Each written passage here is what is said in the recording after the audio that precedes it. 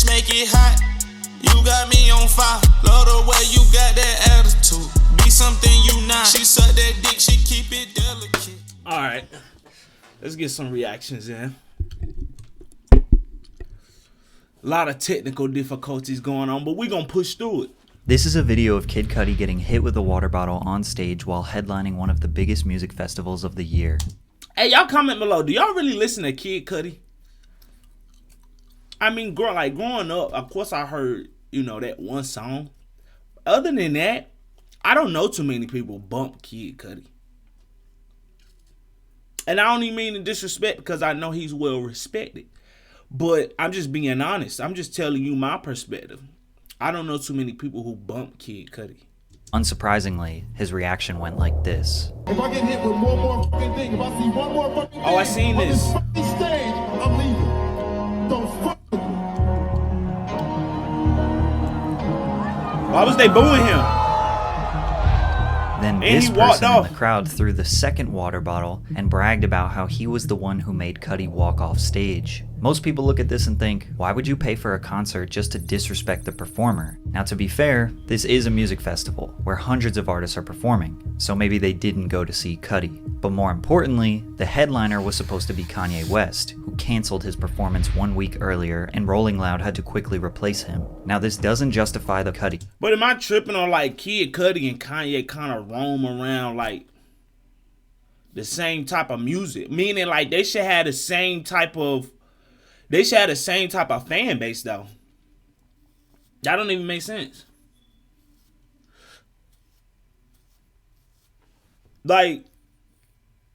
Typically people who listen to Kid Cudi listen to Kanye as well. So I don't know. I still don't understand. But it allows us to understand why it happened. Because Kanye West and Kid Cudi's relationship throughout the years has seen massive ups and downs, which often results in Ye's fans attacking Cudi. But it's gotten out of control recently, to the point where Cudi is considering retiring from music. The Kid Cudi stuff, I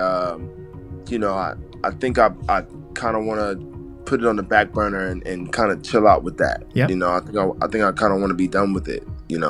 Allow me to introduce the sponsor of today's video, Raid Shadow Legends. Raid Shadow Legends is a high-quality game with hundreds of unique champions for your mobile or PC. Explore the millions of champion combinations as you take on raid bosses, dungeon runs, campaign battles, and PvP. When I be curious to know, do these influencers really be playing the stuff that they sponsors give them, or do they just be chatting? No, for real though. Bro, don't play this shit. 120 levels, the doomed new challenges for players. They have also added a whole new faction that was introduced last year, Tribe of Warriors from the far recently liberated from the worth almost $30. It is frustrating because Kid Cudi is a major reason why Kanye fans love Kanye so much. In 2008, Ye heard the iconic single Day and Night off the debut mixtape A Kid Named Cudi. He immediately realized the potential and reached out to Cudi to sign him to Ye's Good Music record label. Then Cudi immediately got to work on 808s and Heartbreak. Cudi or Stero or Tony Williams or something, just kind of vibe out and help me think of a line. Let's replace this line. Let's make this better. Cudi secured 4 writing credits on 808s and Heartbreak, one of those being Heartless, which is one of Kanye's best-selling singles of all time. Not only that, but 808s and Heartbreaks is considered to be one of the most influential albums defining the melodic rap sound that has dominated for the past decade. Who knows what that album would have sounded like if Kid Cudi didn't work on it. The two would go on to work together for many years, singles, albums, and various creative projects. But it was in 2016 where the public got to see the ugly side of this relationship. Cudi tweeted, "Everyone thinks they're so great, talking top 5 and be having 30 people write songs for them. My tweets only apply to who they apply. Ye, Drake, whoever. These dudes don't give a fuck about me." This tweet led to Kanye Hey, okay, what's y'all thoughts on rappers being assisted to write music? Because back in the day, or all these old school rappers, they gonna judge a rapper off his penmanship. That's what makes a rapper unique. But nowadays, you hear stories about all these ghostwriters, all these people who are assisting on these albums, all the producers and stuff that gets thrown into these projects. And it's when the final album come out, nigga, only one person getting the credit for it, but 30 people done worked on it. So it's like, how great are these people that we looking up to?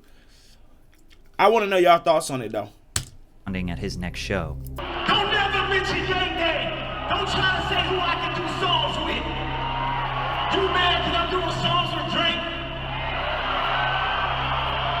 Can't nobody tell Yang who to do songs with. But this wasn't the first time Cudi did something like this. 2 years earlier, he went after another artist for such an insignificant reason. I told my fans, like, yo, if you want a Lupe verse, I'll write it for you for $500. It'll be yours. You can't put it on Twitter. It's yours. Like, don't leak the shit or do whatever. You know, it's yours. And Cudi went on Twitter and was like, yo, Lupe, what you gonna do with that money? I'm like, nigga, it's $500. What are you talking about? It made people wonder why Cudi just randomly jumped in someone else's business and essentially accused Lupe of scamming his fans. So when Cudi tweeted about Kanye, fans didn't know if he was just being petty or if something genuinely wrong was happening behind the scenes. Just a few weeks later, it would all make sense when he opened up about the dark reality of his life. I don't think Kanye's top 5, by the way. In this Facebook post. Yesterday, I checked myself into rehab for depression and self-delete urges. I am not at peace. I haven't been since you've known me. If I didn't come here, I would have done something to myself. I simply am a damaged human swimming in a pool of emotions every day of my life. I can't make new friends because of it. I don't trust anyone because of it. And I'm tired of being held back in my life. I deserve to have peace. I deserve to be happy and smiling. I'm scared. I'm sad. I feel like I let a lot of people down. And again, I'm sorry. It's time I fix me. I'm nervous, but I'm gonna get through this. Boy, be Love off and that light to gas, everyone though. who has love for me, and I'm sorry if I let anyone down. I really am sorry. I'll be back, stronger, better, reborn. I feel like it. I feel so ashamed. I'm sorry. He was always known for being in touch with his emotions and expressing them freely in his music, but there was something so eye-opening and honest about seeing Like, am I tripping? Or was Day and Night the only song I really heard from Kid Cudi, bro? Like, growing up, like, let's just be honest. And this was like back in 2009. But I do fuck with that song on Donda, and I didn't even know it was him up there. But I do fuck with that song. But yeah, like, bro, I really didn't. I don't know. And I really, like I said, it's not just me who didn't listen to Kid. I don't know people who listen to Kid Cudi. famous artists admit to seeking medical help for their mental health. Kanye and Cudi reunited on a 7-track album as an official duo, Kids See Ghosts. Their self-titled album was received very well by fans and critics. The two appeared to be best friends again, bonding over music and their mental health struggles. Ever since this project, fans have been desperate for even a mention of a new Kids See Ghosts collaboration. When Kanye was rolling out his 2021 album Donda, he sold out the Mercedes-Benz Arena in Atlanta to do a live listening party. He previewed 18 songs, Kanye gonna pass out in that mask one day. stacked with features such as Playboi Carti, Travis Scott, Lil Baby, Jay-Z, and what felt like every rapper in the game. But no Cudi. Fans were confused. How could you have this insane feature lineup and no Kid Cudi? Their confusion would be resolved at the second listening event in Atlanta when new vocals from Kid Cudi appeared on the track Moon. But the excitement was short-lived because Cudi's verse was nowhere to be heard at the third and final listening event in Chicago. Nobody understood why there were so many inconsistencies with features. When Donda finally released, Kid Cudi's verse was officially on the track Moon. However, this will be the last Kid Cudi feature we will ever hear on a Kanye album. Back in February of 2022, Kanye was battling his divorce with Kim Kardashian publicly while trying to roll out Donda 2. Kanye would post this during an Instagram rant. Just so everyone knows, Cudi will not be on Donda 2 because he's friends with you. And you know what I don't get about Kanye? Why he sit up here and complain so much about not being able to spend time with his kids and talk about he don't want his kids to have TikTok and he wants his kids to go to church and do X, Y, and Z. Why did he decide to have kids with Kim Kardashian? That's what I'm confused about. Like, if you are a person who stand on morals, principle,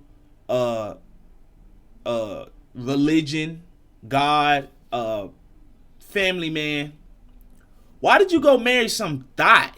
That's what I'm confused about. Oh, who? That friend would be Pete Davidson, who quickly became Like, she went from you to this nigga.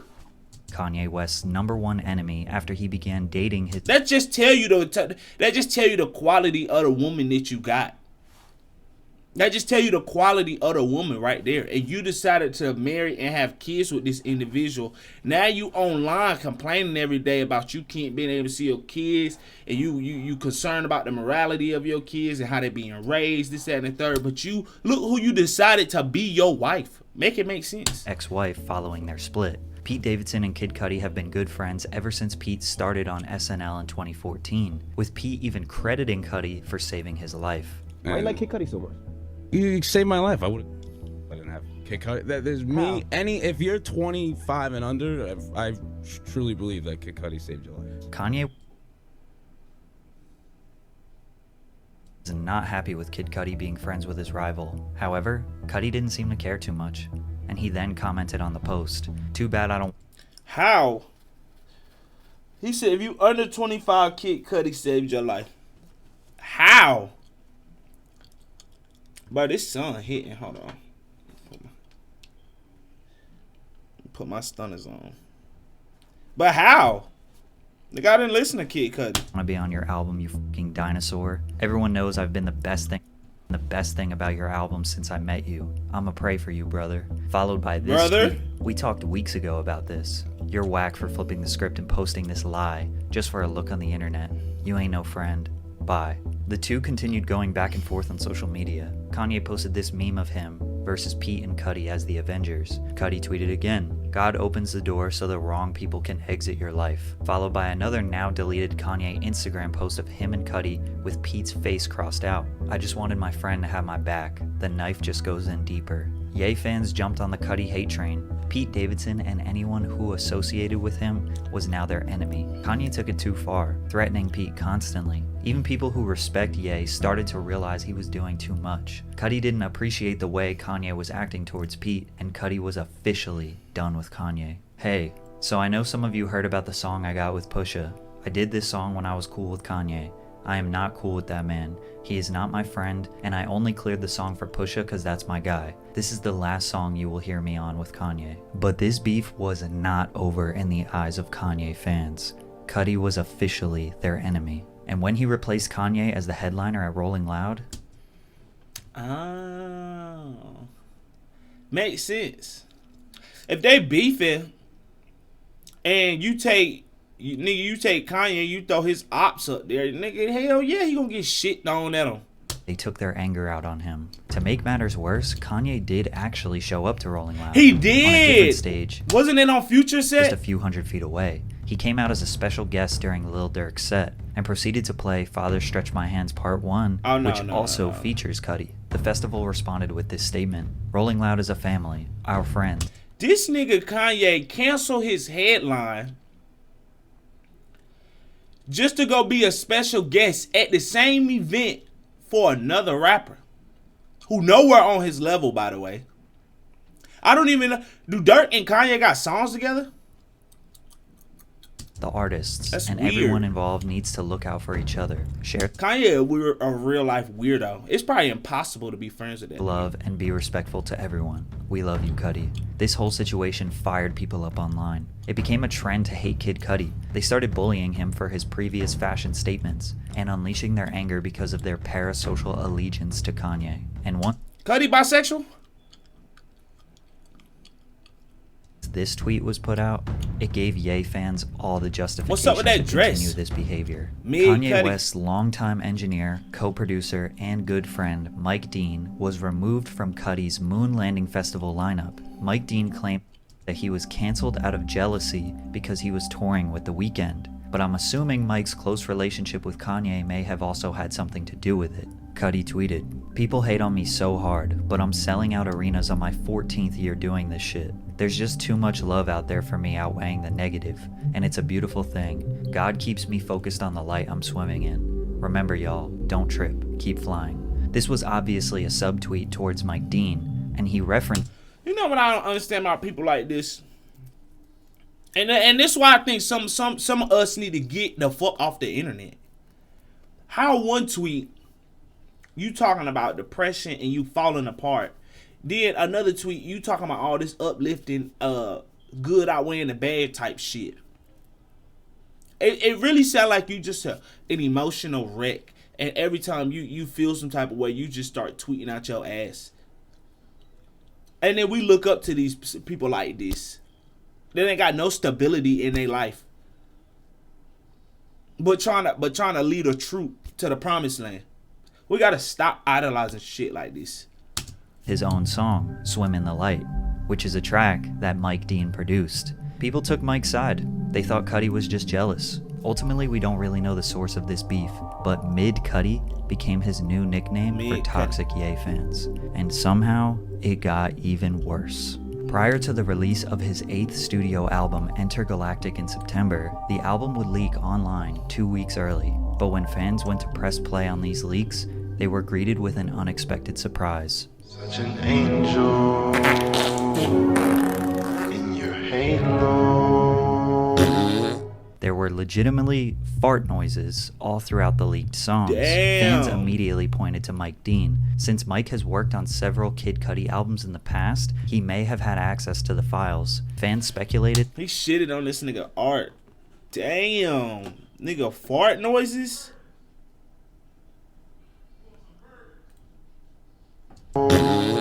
there were In your halo.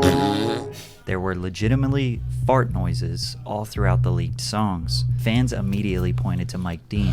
Since Mike has worked on several Kid Cudi albums in the past, he may have had access to the files. Fans speculated that he leaked So not only was his song leaked, but niggas had fart noises in it. album and added fart sounds as a way to get back at Cudi for canceling him at his festival. Despite Mike Dean never actually confirming or denying these rumors, he did respond to one tweet that alluded to him being responsible for the leak, LOL. Intergalactic would only sell 22,000 units in its first week, which is a big step down from Man on the Moon 3's 148,000 first week sales in 2020, which all culminated to saying this in his most recent interview. I just don't know if I want to just do music, drop albums for too much longer, you know? Bro, this nigga is an emotional wreck. And here he is spewing his feelings all because his album didn't sell. Now you talking about some, I don't even know if I want to do music anymore.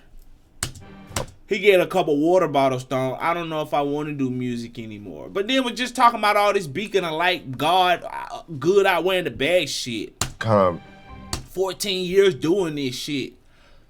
Which one is it? During the end, on all things Kid Cudi, I think. Now at age 38, he seems to be ready to move on from his music career, citing his desire to write and act in more TV shows and movies, with his new Netflix special Intergalactic being a step in that direction, as well as him directing his first feature film this year, Teddy. Cudi has given more to the modern hip-hop sound than people realize. If music fans won't appreciate him or respect his legacy, then he should do what's best for him and move forward. Much love to Kid Cudi. Hey, can't complain about that. Fuck out of here. Beat it. Bourbon on the Rockies, babe, that's all I drink. Don't you try to call me when the moon is up. I've been drinking all day and my head start to thinking. Prada bags all in your legs, you look amazing. How you posted shit and you ain't text me back. Riding with the stars, flying high across the map. Pray the moment never fade away.